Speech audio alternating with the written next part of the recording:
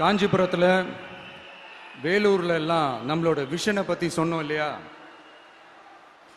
அதே மாதிரி இங்கேயும் சில விஷன்ஸை சொல்லணும். இது மற்றவங்க மாதிரி தேர்தல் வாக்குறுதின்னு சொல்லி ஏமாத்துறது கிடையாது. நம்மளை நம்புற மக்களுக்கு நம்பிக்கை தர்றது. நம்ம ஆட்சிக்கு வந்ததும் இதெல்லாம் செய்ய நடவடிக்கை எடுப்போம்னு சொல்றது. டெல்டா விவசாயிகள் சமீபத்தில் கூட உரத்தட்டுப்பாட்டை சந்திச்சிங்கல்ல. சில பேர் உரத்தை பதுக்கி வச்சு அதிக விலைக்கு விற்றதா நியூஸ்லாம் கூட வந்துச்சு. நம்ம டிவிக்கு ஆட்சி வந்ததும் உரத்தட்டுப்பாடு இல்லாம பார்த்துக்குவோம். 5 ஏக்கர் வரை நிலமுள்ள விவசாயிகள் வேளாண் கூட்டுறவு வங்கிகளில் வாங்கிய பயிர் கடன் முழுமையாக ரத்து செய்வதற்கும் 5 ஏக்கருக்கு மேல் உள்ள விவசாயிகள் வேளாண் கூட்டுறவு வங்கிகளில் வாங்கிய பயிர்க்கடன் 50% வரை ரத்து செய்வதற்கான சாத்திய கூறுகளை ஆராய்ந்து உறுதியாக நடவடிக்கை எடுப்போம். திமுக மாதிரி எல்லாருக்கும்னு சொல்லிட்டு அதுல தகுதி பிக்ஸ் பண்ணி பாகுபாடு காட்டி ஏமாற்ற மாட்டோம். எல்லாத்தையும் வெளிப்படையாக சொல்லுவோம்.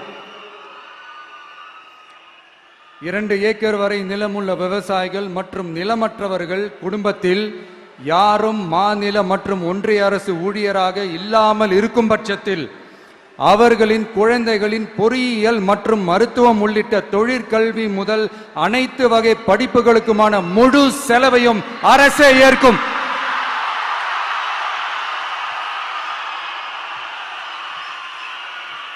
விவசாயிகளின் விருப்பத்திற்கு எதிராக எந்த திட்டமாக இருந்தாலும், ஒன்றிய அரசின் நெருக்கடியே இருந்தாலும் அந்த திட்டத்தை உங்களுடைய டிவிகே ஆட்சி முழுமையாக நிராகரிக்கும்.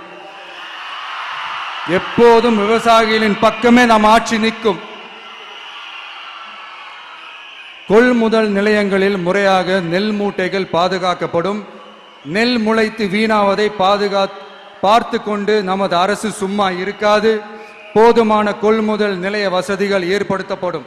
அதே போல கொள்முதல் நிலையங்களில் கொள்முதல் செய்வதற்கோ மூட்டை ஏற்றி இறக்கவோ 1 பைசா கமிஷன் வாங்காமல் பார்த்து கொள்ளப்படும். அப்படி கமிஷன் வாங்குவது யாராக இருந்தாலும் கடும் நடவடிக்கை எடுக்கப்படும்.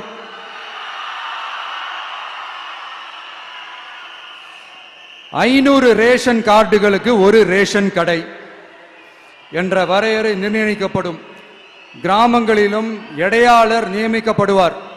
பெண் விற்பனையாளருக்கு பெண் எடையாளர், ஆண் விற்பனையாளருக்கு ஆண் எடையாளர் என்பது பின்பற்றப்படும்.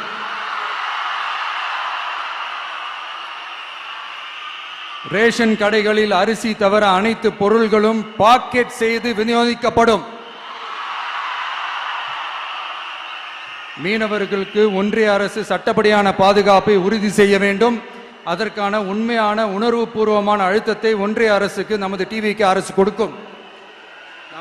நான் மீண்டும் சொல்றேன்.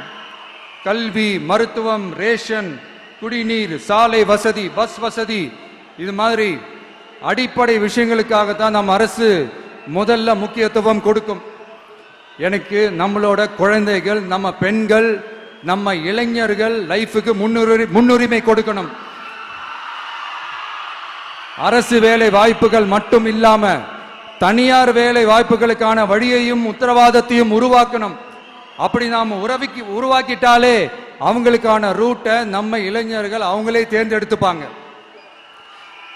இத்தனை கோடி அத்தனை கோடி ஒப்பந்தம்னு சொல்லி விளம்பரம் மட்டும் செய்யாம உண்மையான ஒப்பந்தம் போட்டு வெள்ளை அறிக்கை வெளியிட்டு அதை செயல்படுத்தினாலே போதும், எல்லாம் தன்னாலே நடக்கும். இங்க என்னனையும் சொல்ல நினைக்கிறேன். இங்க அடுத்து நாங்க தான் நெஞ்ச நிமித்திரி கூவுற யாராச்சும் நாங்க ஊழலே செய்யாதவங்கன்னோ ஊழல் செய்யவே மாட்டோம்னோ நெஞ்ச தொட்டு மனசாட்சியோட சொல்ல முடியுமா?